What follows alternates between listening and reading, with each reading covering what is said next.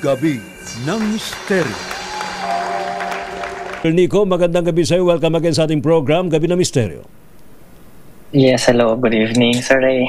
Ayan, kumusta ka na, Brother Nico? So, ayan, currently nasa Lucena ako, tsaka almost 3 days ko nang ina-analyze yung astrology kung ano nga ba yung divine message sa atin ni God for the 2025. Abay, ibigay mo na kagad yan. Mo natin patagalin pa. Ha? Brother Nico, ano ang lumabas sa yung analysis na sa astrology? Pwede. So, madami tayong i-expect sa 2025, lalo na may nalista ako na 1, 2, 3, 4, 5, mga 5 bagay na magaganap for 2025. Wow. The whole year, 2025? Yes. Ano ba yan? Bad news ba yan o good news? May good news, may bad news. Pero unahin muna natin yung good news. I suspect na para to sa kabutihan ng lahat. Unahin muna natin yung good news. Ayan. So, ang good news, ang nakikita ko kasi sa astrology natin, sa June 10 until June 30, 2026. Ayan. So, si Jupiter papasok siya ng Cancer, pero sa Pilipinas, nakita ko yung natal chart ng Pilipinas, papasok siya ng 9th house and 10th house. Okay. Sandali so, ayan. Pag sinabing 9th house, nandiyan yung mga divine beings. So, mas prominent natin siyang makita hindi lang sa Pilipinas, pati rin sa buong mundo. Ayun. Brother Nico, sandali lang kasi nabanggit mo kasi 2026 2025 ba? 2026? 2025 to 2026. So, wow. So, papasok sa 2026. From 2025 to 2026. Yung binabanggit mo. Magkakaroon siya ng extension hanggang June 30, 2026. Ano yung ina-expect natin during that period? So, during this period, madaming taong mas i-in-tune sa spirituality. And also, may mga iba din ako nakitang placement na yung iba, itetest nila kung totoo ba or hindi. Tapos doon na magsisimula yung tinatawag nating spiritual warfare. Naku, laban ng pang-spiritual pala to. Diyos mo so, medyo nakakaba. Pero, syempre, kung tayo naman nasa liwanag, hindi naman tayo kakabahan yan. O, di ba? Yes. Oo. Tama. So, ito yung una. Ano yung pangalawa?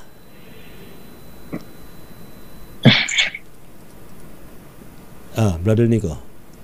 Sorry. Ano yung next na good news? Good news. Ano yung next na good news? Ata signal. Umihina. May interference. Ano yung pangalawa na nakita mo sa astrology chart? So, usually, yun nga, dahil si Jupiter in Cancer, so sobrang sira niya at pupunta siya ng 9th house, madaming mapupunta sa liwanag. Pero, madami din mga tao na susubok ng liwanag na yun. Ngayon pa lang meron ng subok-subok Ayun. Sandali lang. Hindi ba part din to ng spiritual warfare kung sakasakali?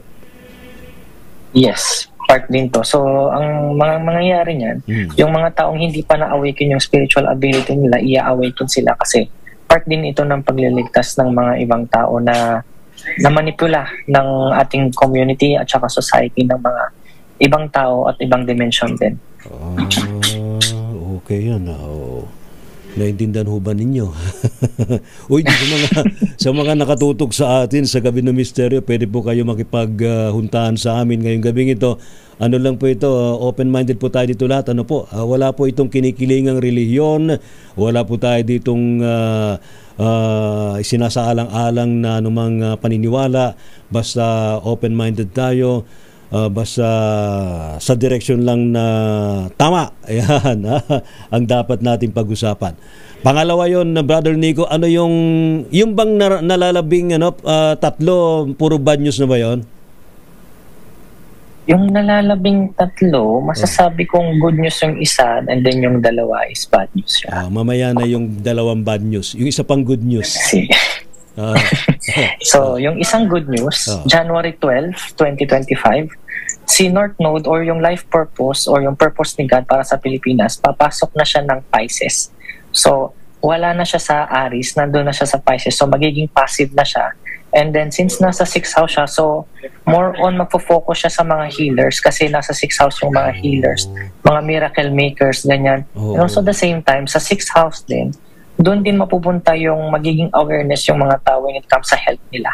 At saka din sa daily activities nila, daily habits nila, kukwestiyonin nila everything about of what they believe. Maganda yan, ha? O yung mga healer natin, anumang klase ng healing ang inyong ginagawa, abay may benefits pala sa inyo. Ano yung binamagit mong date from January 12, 2025. 2025 onwards? Yes, onwards. Lalakas pa yung power ng mga healer? Yes. Lalo na tayo nasa Pisces siya. So, ang ruling planet kasi ni Pisces is si Jupiter. So, i-expand niya yung purpose na yun. Well, I think kailangan talaga natin yan kasi ang planeta natin kailangan ng healing. Yes, sobra kailangan natin ng healing sa ating planeta. And of course, mas lalong kailangan ng healing ang mga tao. Kasi kaliwat kanan na yung mga kung ano-ano mga nangyayaring kalokohan. Ayan. Nag-aaway-away, kung ano-ano mga kaliwat ka ng mga problema, no? Alright, maraming salamat Brother Nico sa may binahagi mong yan based sa analysis mo sa astrology chart na yan for the year 2025. Ayan na, yung dalawang bad news mamaya na. Ibibitin natin yung dalawa. Yun. Maraming salamat Brother Nico, babalikan kita, no? Salamat po sa inyo. And now ayan. Brother Nico, muli magandang gabi sa iyo. Yes, good evening, Sir Ray. Ayan, I think it's about time bagitin mo na yung dalawang medyo hindi maganda ang dating sa atin, ano ha? Ano ba yung unang bad news natin na nakita mo sa astrology? Okay, ito yung bad news which is May 25, 2025 next year. Si Saturn or yung planet of lesson and karma, mapupunta na siya sa Aries, which is fallen yung sign na yun. So, since yung Philippines, ang kanyang 6th house or the house of service, healing, also ito din yung house of co-workers or yung mismong work mismo, mga ganyan. So, magkakaroon ng maraming dispute overall sa buong Pilipinas, ganyan. And then the same time, possible din na madami din yung mga mawawalan ng trabaho, magsisikap lalo, ganyan. And also the same time, like parang, dahil kay Saturn, magkakaroon din ng mas mabilis na karma na niyan to. Like parang, since si Saturn is fallen siya sa Aries, so magiging harsh yung lesson na to sa mga ibang Pilipino. Yun ang bad news. Starting ng May 25, 2025. And for 3 years siyang nandoon. 3 years na bad news? Pwede bang baguhin yan, Brother Nico? Pwede ba nating ayusin yung mga planeta? Sino bang pwede umayos ang planeta natin? Actually, yun ang hindi mababago. Talaga? Ang mangyayari kasi, parang magiging redirection niya yun para yung iba masabi na hindi lang laging puro trabaho, dapat bumalik din kay God na mag-consult din kasi ang nangyayari, ang turo kasi ni Saturn in Aries is yung hindi lang magtiwala sa sariling kakayahan, which is yung 6th house. Kaya nga nandoon na si Jupiter in Cancer sa 9th house na kailangan magbalik kay God. Para at the same time, yung mga decision nila hindi lang about lang sa pansariling decision lamang, kung hindi sa para din kay God. Ganon, yung service natin sa Kanya, nalilimutan, nakakalimutan. Yun ang pinakamalagang mensahe, Brother Nico. Magbalik loob tayo sa Poong lumikha. Ayan. Kasi nakakalimutan na natin, hindi na natin masyadong pinapansin. May kanya-kanya ng mga intention, mga interest. Yes. Ayan.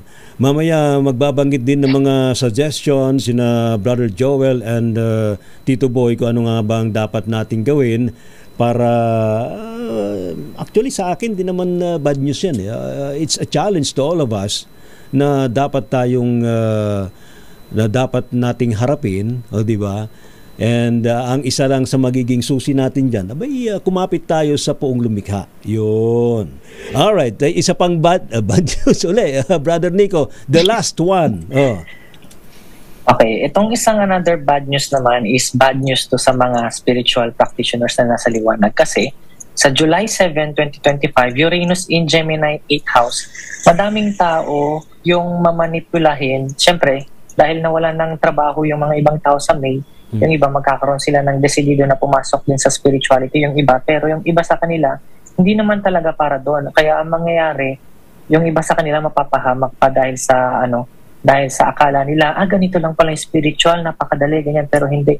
Kailangan ng stricto at saka gabay doon. Kasi ang Uranus kasi, siya yung tinatawag na planet of rebellion at saka restructure. Okay. So, mapupunta siya sa 8th house, which is yung tinatawag na house of accidents, house of fear, house of doubts, ganyan. So madami din magda-doubt na, akala ko ba kailangan bumalik kay God, tapos ganito, ganyan. Ginawa ko naman lahat, tapos bakit parang kulang pa? Challenge pa. So doon din itetest yung mga taong nasa liwanag din na kailangan nila ng redirection sa kanila. So kailangan din ng guidance nila. Kailangan ng guidance natin.